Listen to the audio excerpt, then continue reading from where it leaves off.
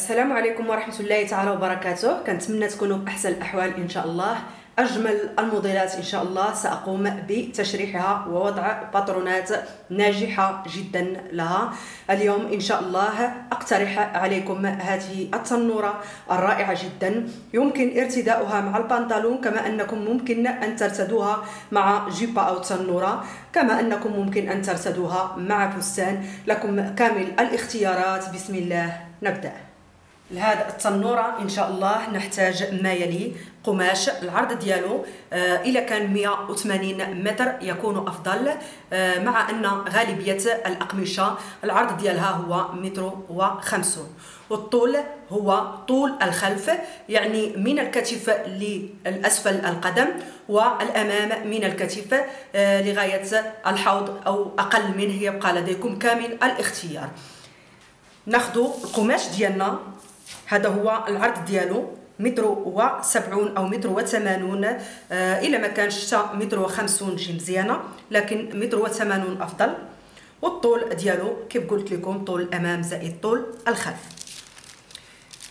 مثلا طول الأمام 75 سنتيم، فناخذ 75 سنتيم زائد قيمة الخياطة 1 سنتيم من الأعلى و1 سنتيم من الأسفل، يعني 2 سنتيم، ونتنيو بهذا الشكل يصبح 75 زائد 2 77. ناخذوها في هذا الجزء، وفي الخلف ما تبقى نقطعو.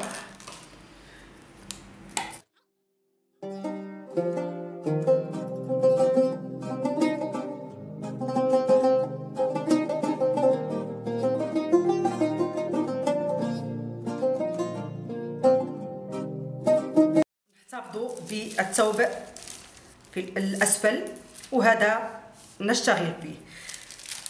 ناخذ هذا القماش ديالنا نتنيوه عرضيا على 2، هذا تيمثل لنا الآن الأمام بهذا الشكل. نجيو للوسط، ناخذ 2 سنتيم من هنا، نديرو خط و2 سنتيم حداها،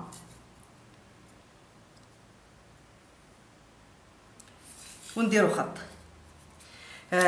عفوا إشارة، إلا درنا هنا 2 سنتيم فهنا ناخذ 3 سنتيم. علاش؟ لأن السرجي أو طريقة التشطيب بالخياطة غادي ياخذ لينا 1 سنتيم، بالتالي هنا دائما ناخذ 3 وهنا ناخذ 2. ياك لحد الساعة واضح؟ هذا الجزء هذا غادي يكونوا فيه الأزرار.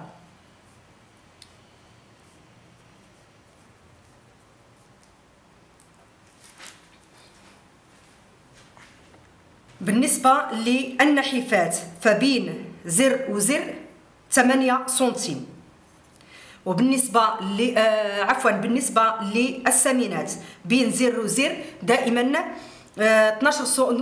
8 سنتيم، والنحيفات بين زر وزر أي بين صدفة وصدفة 12 سنتيم.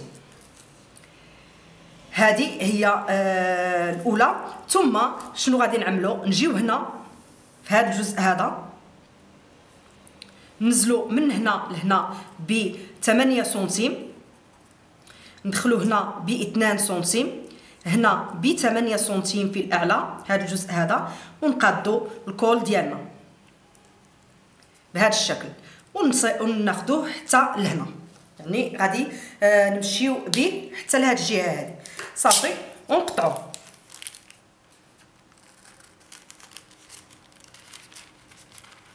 لاحظتوا 8 سنتيم منين بديناها، من هنا، من هذا الجزء هذا اللي هو تيمثل لنا الوسط، ثم نقطعوا من هنا، نحددوا هاد النقط هادو، عاد نقطعوا ديال الصدايف هكا.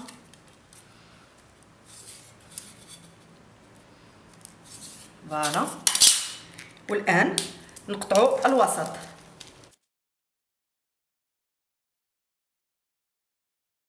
الجزء هذا غيتسنى للداخل، هو اللي غادي يشطب لنا الجزء الوسطي بهذا الشكل. وهذا غيتثنى هنا لتشطيب هذا الجزء او الفينيسيون ديال هذا الجزء، وهذا غادي يجي فوق هذا بهذا الشكل هذا. ناخذوا هذا القماش ديالنا اللي شاطلينا نطويوه عرضيا. هذا الان الخلف، غادي نشتغلوا على الخلف.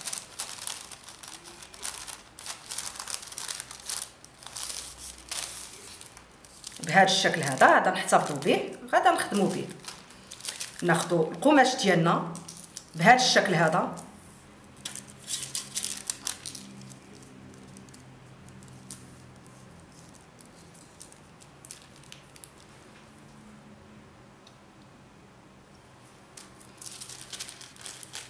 لاحظتوا هذا الجزء هذا ما نحسبوش، نحتسبوا الوسط. نحيدوا هذا الجزء الزائد، ننزلوا من هنا لهنا ب5 سنتيم، نقادوها بهذا الشكل هذا. نهبطوا من هنا لهنا بعدد اصابع الاربعه، مثلا 14 سنتيم او 13 سنتيم كافيه، ونوضعوا خط 3 سنتيم بهذا الشكل هذا. ثم غادي نمشيو للوسط ديالو وندورو بهذا الشكل هذا ونربطوه مع هذا الجزء في الاسفل.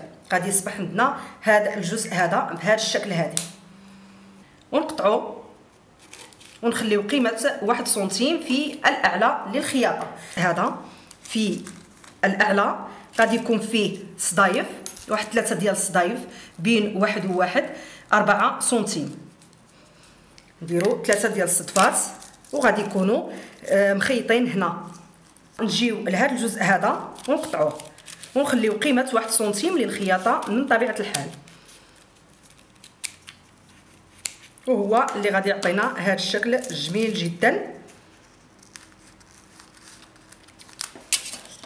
بهذا الشكل. ثم الان نقادو العنق ديال الخلف، ننزلوا من هنا لهنا ب 2 سنتيم، نقادو عنق الخلف الجزء السفلي من طبيعه الحال ونقطعو. لاحظوا معايا الخلف،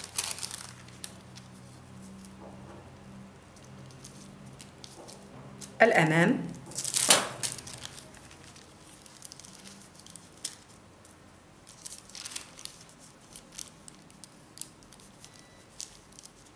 هذا الجزء ايضا يتقاد بهذه الطريقه هذه من طبيعه الحال.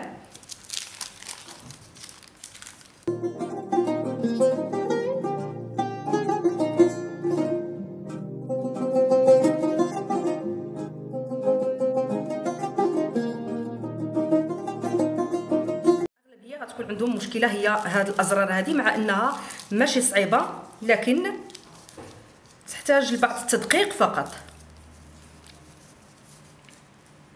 بهذا الشكل هذا لاحظتوا هو الشكل اصبح واضح. غنقاد لكم كيفاش غادي نديروا الازرار.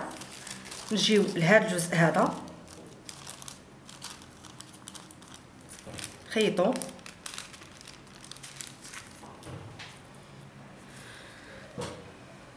هنا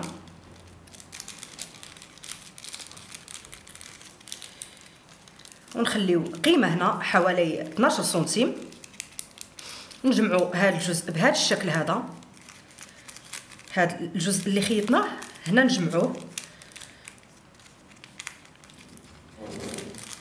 عفوا نجمعوه لهذه الجهه هذه ونعملوا الازرار ديالنا. وهذا الجزء هذا هو اللي غادي يجي هنا. ملي نفتحوا غادي نلقاو هذا الجزء هذا به ازرار بشكل عادي. لاحظتوا الطريقه، هذا هو الداخل. هذا الجزء نجمعوه، هذا غادي يجي فوق منه ويجي بهذا الشكل هذا طريقه الازرار. الان نوريكم كيفاش تعملوا الكول. بالنسبه للكول فاحنا ناخذ نصف عنق الخلف زائد نصف عنق الامام، وممكن الاستغناء على بيد كول، يعني نعملو كول بشكل عادي. وإلا بغيتو مع بيد كول فانا عملت لكم في ورشه سابقه. هذا نصف عنق الامام زائد نصف عنق الخلف.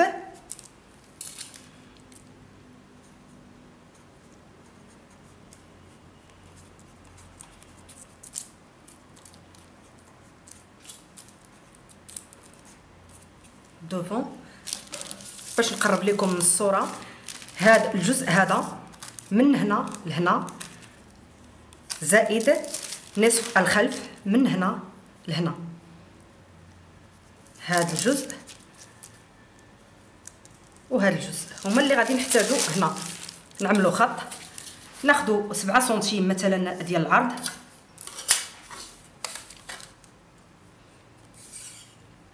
نخرجو هنا ب 4 سنتيم، نلاقيو مع هذا الجزء هذا بهذا الشكل هذا، ننزلو هنا بواحد ونصف. هذا الجزء هذا نلاقيو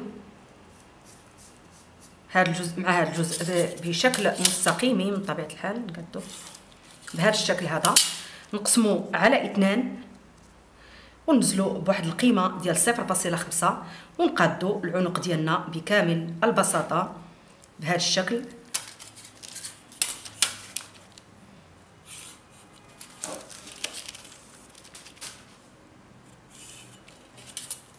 بهذا الشكل هذا ونقطعو.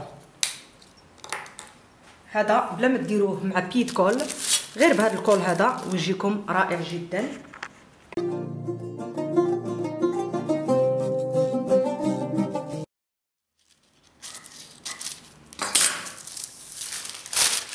الكول هنا بدون خياطه، هنا بدون خياطه،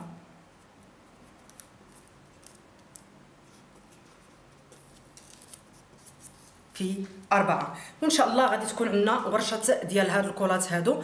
احنا بدينا فيها الان. خدمنا الكول في اللي بغى يشوفوا، وهاد الورشات هادو غادي يكونوا ان شاء الله كلهم. هذا هو الموديل ديالنا لليوم. تنتمنى انه يكون نال الرضا ديالكم والاستحسان ديالكم. الا عجبكم الفيديو ديالي من طبيعه الحال ما تبخلوش عليا باللايك، الاشتراك. الا بغيتوا تبقاو تشوفوا الفيديوهات ديالي اكبسوا زر الجرس، واحد الجرس صغيور اسفل الفيديو، قوموا بالتفعيل ديالو باش يوصلوكم النوتيفيكاسيون ديالي والاشعارات ديالي، وتبقاو تعرفوا بلي انني حطيت فيديو وتدخلوا تشوفوه وتشاركوني وتكونوا معايا. اي سؤال او تعليق من طبيعه الحال وضعوه اسفل الفيديو. تنتمنى نكون خفيفه على القلوب ديالكم. الى ورشات قادمه ان شاء الله. لا تنسوني من صالح الدعاء ولكم بالمثل وافضل. السلام عليكم.